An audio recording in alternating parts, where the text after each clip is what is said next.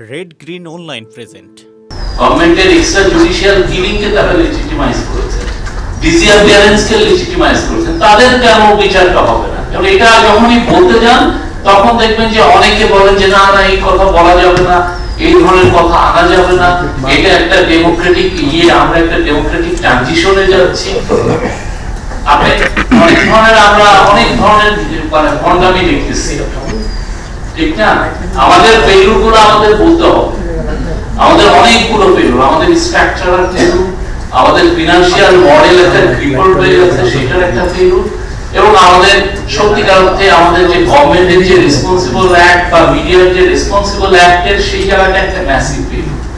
সেই জায়গাটা আমরা সত্যিকার অর্থে নিজের আয়নার সামনে আমরা দাঁড়াচ্ছি না, না দাঁড়ায় আমরা অনেক জায়গায় এইটা হচ্ছে প্রবলেম ওইটা প্রবলেম সেইগুলো করছি। তো আমরা সেই জন্য যে মিডিয়া কমিশনকে করে বানানোর মূল উদ্দেশ্যটা কি?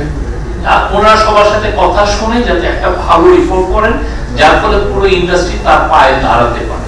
জনগণের কথা তারা বলে নাই, অনেক ক্ষেত্রে যেটা করেছে দাবেদারি করেছে, এবং দাবেদারি এমনই নিচু পর্যায়ে দাবেদারি হয়েছে যে এখন কিন্তু অনেকে বলছেন যে এদের অনেকের হাতে রক্ত আছে।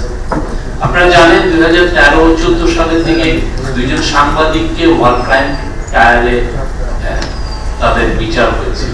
এখন আপনি বলেন ওদের যে ওনারা বুদ্ধিজীবী হত্যায় তাদের ইন্ধন ছিল, বা তারা ওই বুদ্ধিজীবী হত্যায় তারা সে অনুযায়ী তাদের বিচার হয়েছিল। যদি আপনি ধরেন ওই সাংবাদিকদের যদি ওই বিচার হয়, তাহলে যারা ধরেন গত 15 বছরে যে সমস্ত সাংবাদিক যাদের এই কাজগুলো ন্যাক্কার জন্য কাজ, অনেক ক্ষেত্রে তো তারা ভায়োলেন্সকে লেজিটিমাইজ করেছে, গভর্নমেন্টের এক্সট্রা জুডিশিয়াল কিলিং কে তারা লেজিটিমাইজ করেছে, ডিসঅ্যাপিয়ারেন্স কে লেজিটিমাইজ করেছে, তাদের কেন বিচারটা হবে না? এবং এটা যখনই বলতে যান তখন দেখবেন যে অনেকে বলেন যে না না এই কথা বলা যাবে না, এই ধরনের কথা আনা যাবে না, এটা একটা ডেমোক্রেটিক আমরা একটা ডেমোক্রেটিক ট্রানজিশনে যাচ্ছি। আপনি আমরা অনেক ধরনের মানে ভণ্ডামি দেখতেছি, ঠিক না?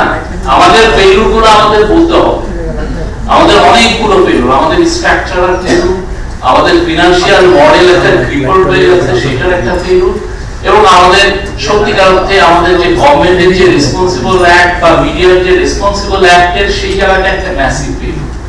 সেই জায়গাটা আমরা সত্যিকার অর্থে নিজের আয়নার সামনে আমরা দাঁড়াচ্ছি না, না দাঁড়ায় আমরা অনেক জায়গায় এইটা হচ্ছে প্রবলেম ওইটা প্রবলেম সেইগুলো করছি।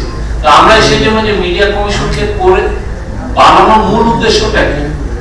ওনারা সবার সাথে কথা শুনে যাতে একটা ভালো রিপোর্ট করেন, যার ফলে পুরো ইন্ডাস্ট্রি তার পায়ে দাঁড়াতে পারে, এবং সেজন্য ইন্ডিপেন্ডেন্টলি উইদাউট যেন একটা ভয় ভীতির পরিবেশ ছাড়া সে তার রিপোর্টগুলো করতে পারে, এবং তার যাই মিডিয়া ইন্ডাস্ট্রিতে যারা কাজ করেন তাদের বেনিফিটসটা তাদের রাইটসটা যাতে প্রোটেকশন হয়।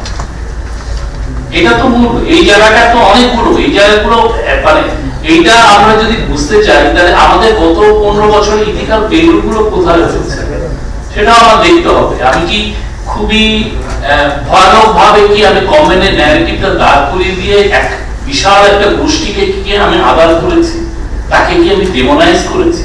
আমি আমার জার্নালিজমটা আমি পিছনে ফিরে তাকাবো না আমি কি করেছি? আমি না হলে তাহলে আমি রিফর্মের জায়গাটা আসে কেন, প্রশ্নটা আসে কেন? আমি ফেল করেছি, আমার ফেলটা খুবই ভয়ানক ছিল। আমরা অনেক অনেক জায়গায় রিপোর্টগুলো দেখেন, আপনি টান দেন, আমরা সিস্টেমেটিক্যালি এক্সট্রা জুডিশিয়াল কিলিং এর রিপোর্টে ফেল করেছি, সিস্টেমেটিক্যালি, একটা দুইটা না, আমাদের প্রত্যেকটা মিডিয়া আমরা ফেল করেছি। এই বিশেষ প্রতিবেদনটি যদি আপনাদের ভালো লেগে থাকে অথবা উপকৃত হন, তাহলে অবশ্যই এই চ্যানেলটি সাবস্ক্রাইব করুন এবং লাইক কমেন্ট ও শেয়ার করে রেড গ্রিন অনলাইনের সাথেই থাকুন। Thanks to everyone. Red green online.